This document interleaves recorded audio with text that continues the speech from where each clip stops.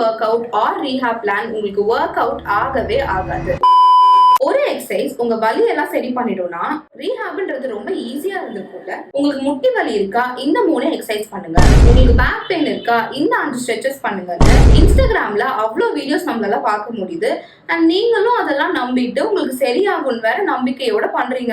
உண்மை என்னன்னா உங்க ரீஹாப் அப்படி ஒர்க் அவுட் ஆகவே ஆகாது. எதெல்லாம் சார்ந்து நீங்க பெயின் ஃபீல் பண்றீங்க நான் உங்களுக்கு சொல்றேன், நோட் பண்ணிக்கோங்க. உங்க டிஷ்யூ கெப்பாசிட்டி எப்படி இருக்கு, ஸ்ட்ரென்த் அண்ட் மொபிலிட்டி லெவல்ஸ் எப்படி இருக்கு, sleeping pattern, stress level, hormone levels, இதுக்கு முன்னாடி உங்களுக்கு இன்ஜுரிஸ் இருந்திருக்கா இல்லையா, இருந்தா அதோட ஃபியர் ஆஃப் மூவ்மெண்ட் இன்னும் உங்களுக்கு இருக்கா இல்லையான்னு இன்னும் பல விஷயங்களை சேர்ந்துதான் நீங்க ஒரு வலியை ஃபீல் பண்ண ஆரம்பிப்பீங்க. அதனாலதான் உங்களுக்கு சேம் எம்ஆர்ஐ ரிப்போர்ட்ஸ் இருந்தாலும் சரி, சேம் பெயின் பேட்டர்ன் இருந்தாலும் சரி, same work out or rehab plan உங்களுக்கு ஒர்க் அவுட் ஆகவே ஆகாது.